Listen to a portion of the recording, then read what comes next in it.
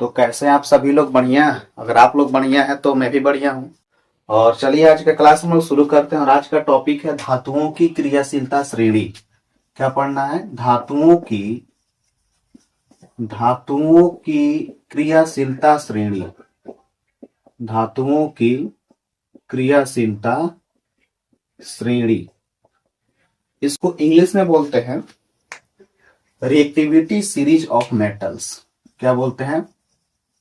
Reactivity series of metals, या इसको और बोला जाता है activity series.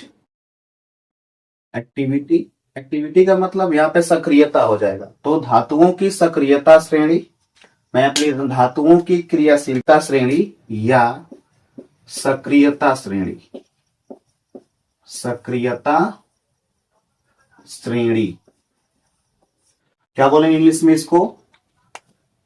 Reactivity series of metals और activity series of metals. Activity series of metals. अब ये समझते हैं क्या होता है। तो धातुओं की क्रियाशीलता श्रेणी बच्चों, ये ऐसी सीरीज होती है जिसमें धातुओं को उनकी क्रियाशीलता के घटते क्रम में सजाया जाता है। धातुओं को उनकी क्रियाशीलता के हम घटते क्रम में सजाते हैं और जिससे हमको बहुत सारी इंफॉर्मेशन मिलती है।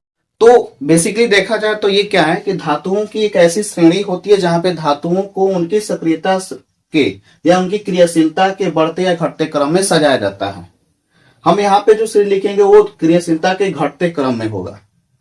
अब इसको पढ़ने के फायदा क्या है देखिए।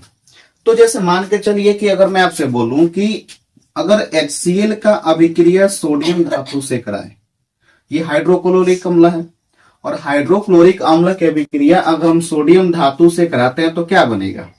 तो आप तो बोल दीजिएगा यहां पर कि क्या बनेगा? तो सोडियम क्लोराइड बनेगा और साथ में क्या निकलेगा? Hydrogen gas. कैसे हुआ? तो इस पर क्या चार्ज होता है? H+, इस पर Cl- और यहाँ पे Na+।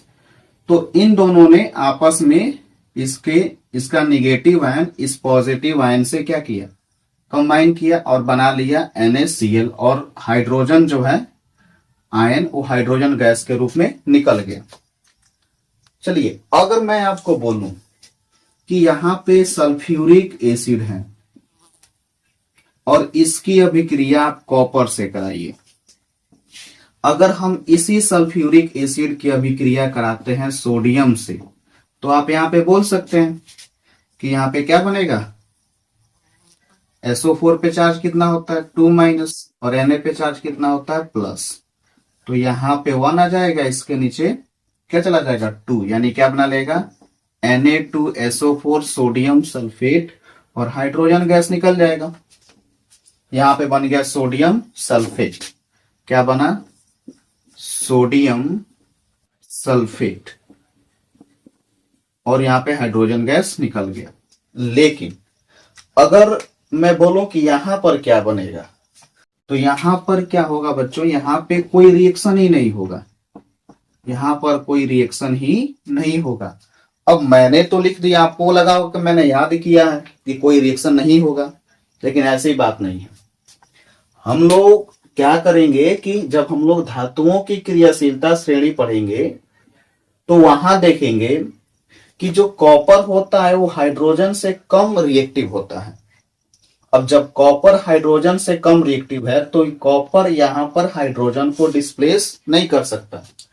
यहां पर देखिए सोडियम ने क्या किया? हाइड्रोजन को डिस्प्लेस किया। यहां पर भी सोडियम ने क्या किया? हाइड्रोजन को डिस्प्लेस किया। क्यों किया? क्योंकि सोडियम जो है वो हाइड्रोजन से ज्यादा रिएक्टिव है। सोडियम जो है हाइड्रोजन से ज्यादा रिएक्टिव है, बट कॉपर ने यहां पर हाइड्रोजन को डिस्प्लेस नहीं किया क्योंकि कॉपर हाइड्रोजन से ज्यादा रिएक्टिव नहीं है। अब ये कहां से पता चला? तो ये पता चलता है धातुओं की क्रियाशीलता श्रेणी या सक्रियता श्रेणी से। तो आइए हम लोग समझते हैं कि धातुओं की क्रियाशीलता श्रेणी क्या है और इसको लिखते हैं।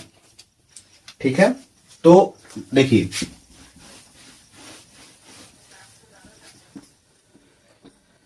तो मैं यहां पे धातुओं की क्रियाशीलता श्रेणी बना रहा हूं और इसके लिए मैं एक ट्रिक लिखूंगा। क्या लिखूंगा देखिए, काली नाथ का, कालीनाथ का माली आलू जीरा के सब्जी, एसन से क्या हो जाएगा, सब्जी पकाता है। कालीनाथ का माली आलू जीरा फीके सब्जी पकाता है। इसके बाद कॉपर, फिर आ जाएगा मरकरी, फिर सिल्वर और फिर क्या हो जाएगा, गोल्ड। और इसके नीचे आ जाता है प्लेटिनम। क्या आ जाता है, प्लेटिनम। तो यहां पर देखिए के से क्या होता है, अब जब हम ये यहां पर लिखा गया ये धातुओं की क्रियाशीलता श्रेणी है, और जब हम ऊपर से नीचे आते हैं, जब हम ऊपर से नीचे आते हैं तो यहां पे क्या होती है, क्रियाशीलता घटती है, यानी कि घटती क्रियाशीलता। यानी कि जब हम ऊपर से नीचे आ रहे हैं तो क्रियाशीलता क्या हो रही है, घट रही है। तो यहां पर हाइड्रोजन है, और हाइड्रोजन जो होता है बच्चों ये अधातु है। हाइड्रोजन इसमें क्या है, ये जितने भी यहाँ पे एलिमेंट लिखे हुए हैं इस एलिमेंट में हाइड्रोजन एक अधातु है। अब हाइड्रोजन के ऊपर वाले, अच्छा सबको नाम पता होना चाहिए। के से पोटेशियम होता है, ठीक है, के से होता है पोटेशियम, Na से होता है सोडियम, Ca से होता है कैल्शियम, Mg से होता है मैग्नीशियम, Al से एल्यूमिनियम, Zn से जिंक, Fe से आयरन, Sn से होता है टीन, और Pb से होता है लीड, और Cu से कॉपर, Hg से मरकरी, मरकरी, Ag से हो जाएगा सिल्वर, Au से गोल्ड, और Pt से हो जाएगा प्लेटिनम। अब देखिए ध्यान से, ऊपर के जो प्यारे बच्चों, इसके ऊपर के जो भी तत्व हैं ये सारे के सारे जो धातु हैं ये क्या है, हाइड्रोजन से अधिक क्रियाशील। ये क्या है, हाइड्रोजन से अधिक क्रियाशील। जो नीचे के तत्व है वो क्या है, हाइड्रोजन से कम क्रियाशील, हाइड्रोजन से कम क्रियाशील धातु। अब देखिए मैं चलता हूं पिछले वाले रिएक्शन पे। रिएक्शन क्या था कि हमने लिया था H2SO4 और इसकी रिएक्शन करानी थी कॉपर से। कॉपर मतलब तांबा से, यानी कॉपर से इसका क्या कराना था, रिएक्शन कराना था। अब अम्ल है, जब धातु से अभिक्रिया करता है तो धातु क्या करता है, धातु जो होता है अम्ल के हाइड्रोजन को रिप्लेस करता है। लेकिन ये रिप्लेस तब करेगा जब ये कॉपर जो है हाइड्रोजन से ज्यादा क्रियाशील होगा। तो यहां पर हम क्या देखते हैं कि जो कॉपर है वो तो हाइड्रोजन के नीचे है, यानी हाइड्रोजन से कम क्रियाशील है, उतना उसके पास क्षमता ही नहीं है। तो फिर जब कॉपर की उतनी क्षमता नहीं है कि हाइड्रोजन को हटा सके तो फिर ये रिएक्शन ही नहीं होगा, तो यहां पर कोई रिएक्शन नहीं होता है। लेकिन अगर ये क्या H2SO4 का मतलब क्या होता है, सल्फ्यूरिक एसिड या सल्फ्यूरिक अम्ल। लेकिन अगर हम इसके जगह पे क्या लेते हैं, इसी सल्फ्यूरिक अम्ल की रिएक्शन अगर हम जिंक से कराते हैं, किससे कराते हैं बच्चों, जिंक से कराते हैं, तब जिंक क्या है, जिंक हाइड्रोजन के बहुत ऊपर है, यानी कि जिंक जो है हाइड्रोजन से ज्यादा क्रियाशील है। इसके पास इतनी क्षमता है कि ये जो जिंक है वो क्या करेगा, हाइड्रोजन को हटा देगा। तो जब हाइड्रोजन को हटा देगा बच्चों, तो फिर यहाँ पे क्या बनेगा, ZnSO4 यानी कि जिंक सल्फेट। क्या बन जाएगा, जिंक सल्फेट। तो धातुओं की क्रियाशीलता श्रेणी क्या है?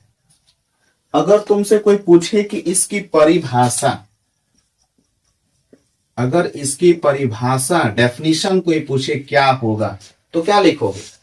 तो धातुओं की एक ऐसी श्रेणी, धातुओं की एक ऐसी श्रेणी जिसमें धातुओं को उनकी क्रियाशीलता के घटते क्रम में सजाया जाता है, उसी को हम बोलते हैं धातुओं की क्रियाशीलता श्रेणी। ठीक है।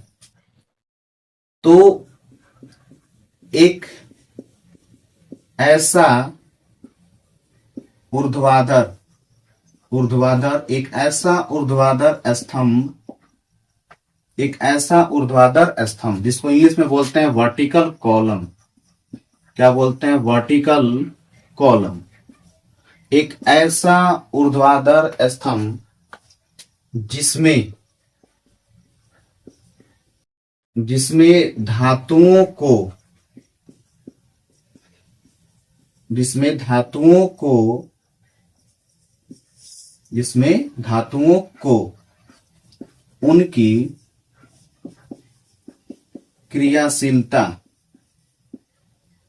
उनकी क्रियाशीलता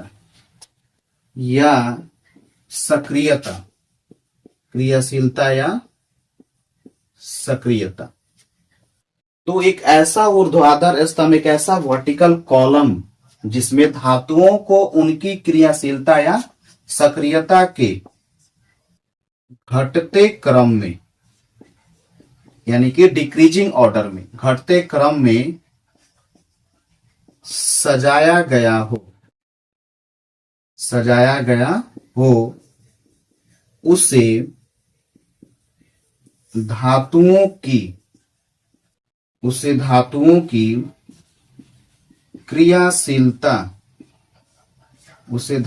की क्रियाशीलता श्रेणी कहते हैं। इसे क्या कहते हैं, हम धातुओं की क्रियाशीलता श्रेणी कहते हैं। तो ये धातुओं की क्रियाशीलता श्रेणी है। तो एक ऐसा ऊर्ध्वाधर स्तंभ जिसमें धातुओं को उनकी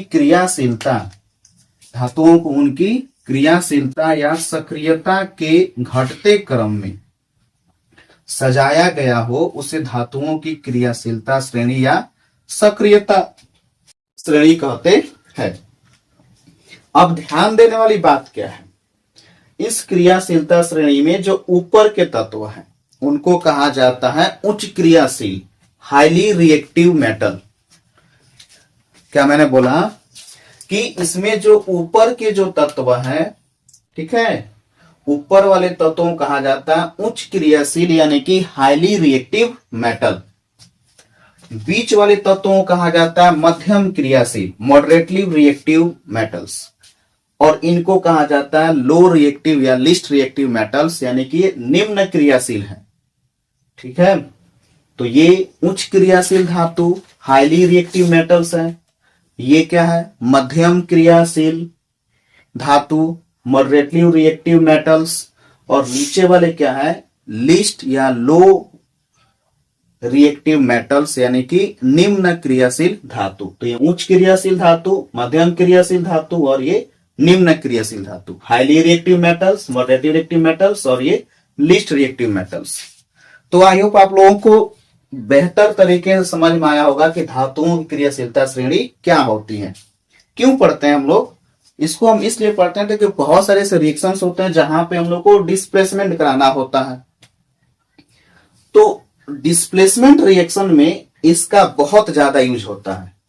जब भी कोई विस्थापन अभिक्रिया होती है तो उस विस्थापन अभिक्रिया ने डिस्प्लेसमेंट रिएक्शन में हम ये देखते हैं, अच्छा उसमें होता क्या, पहले विस्थापन अभिक्रिया में क्या होता है कि एक उच्च क्रियाशील धातु निम्न क्रियाशील धातु को उसकी जगह से हटाता है। तो अगर आपको क्रियाशीलता श्रेणी पता रहेगा, जैसे इसमें कॉपर ने हाइड्रोजन को नहीं हटाया, कोई रिएक्शन नहीं हुआ, लेकिन यहाँ पे जिंक ने हाइड्रोजन को हटा दिया और रिएक्शन हुआ, प्रोडक्ट बना। लेकिन ये तब पॉसिबल हुआ ना जब हम यहाँ पे देखते हैं कि जिंक जो है हाइड्रोजन के ऊपर, यानी कि हाइड्रोजन से ज्यादा शक्तिशाली है, तो हाइड्रोजन को हटा सकता था। कॉपर नीचे यानी कि हाइड्रोजन से कम शक्तिशाली है, उतना पावर नहीं है इसके अंदर कि हाइड्रोजन को हटा सके, यानी उससे कम क्रियाशील है। तो और बहुत सारी रिएक्शंस होती हैं जहां पे हम लोग को देखने को ये मिलता है। जैसे मान के चलिए कि अगर मैं बोलूं कि कॉपर सल्फेट का विलयन, इसमें मैंने जिंक डाल दिया, बताओ क्या होगा। तो कॉपर सल्फेट के विलयन में अगर हम जिंक डालेंगे तो जिंक क्या है, कॉपर से ज्यादा क्रियाशील है, तो ये क्या करेगा, कॉपर को तो उसके जगह से हटा देगा ना, जिंक कॉपर को उसके जगह से हटा देगा और क्या बनाएगा, जिंक सल्फेट, और कॉपर को उसकी जगह से हटा देगा। लेकिन अगर मैं बोलूं कि मेरे पास जिंक सल्फेट का विलयन है और मैं उसमें डाल देता हूं कॉपर, और ऐसे क्वेश्चन एग्जाम में आ गया, बताओ यहां पे क्या बनेगा। तो अगर जिंक सल्फेट में मैं कॉपर डाल रहा हूं तो जिंक तो ज्यादा क्रियाशील है, ऊपर आ रहा है, ये ज्यादा पावरफुल है किससे, कॉपर से, तो ये तो नहीं ना हटा पाएगा इसको, कॉपर जो है जिंक को तो नहीं हटा पाएगा। मतलब क्या हुआ कि यहां पे कोई रिएक्शन नहीं हुआ, यहां पर कोई भी रिएक्शन नहीं होगा। तो अगर आपको क्रियाशीलता श्रेणी याद है तो आप बहुत सारे रिएक्शंस को बता पाएंगे कि वो रिएक्शन आगे होगा या रिएक्शन आगे नहीं होगा। तो आई होप आप लोगों को ये बहुत अच्छे समझ में आया, और अगर वीडियो अच्छा लग रहा है सेशन को लाइक कीजिए, सब्सक्राइब कीजिए और बच्चों को साथ शेयर भी कीजिए, और अपने दोस्तों के साथ जो भी क्लास 10th में पढ़ रहे हो या जो जनरल कंपटीशन की तैयारी कर रहे हो उनके लिए भी ये वीडियो बहुत इंपॉर्टेंट हो जाता है। कभी कभी क्वेश्चंस आ जाता है, यहाँ से 4 धातु दे देगा, पूछेगा इसमें कौन ज्यादा क्रियाशील है या कौन कम क्रियाशील है, तो उस परिस्थिति में आप बना सकते हैं इससे। तो धातुओं की क्रियाशीलता श्रेणी आपको समझ में आई, तो वीडियो को लाइक भी कीजिए, बच्चों के साथ शेयर भी कीजिए और चैनल को सब्सक्राइब जरूर कीजिए। Thanks for watching.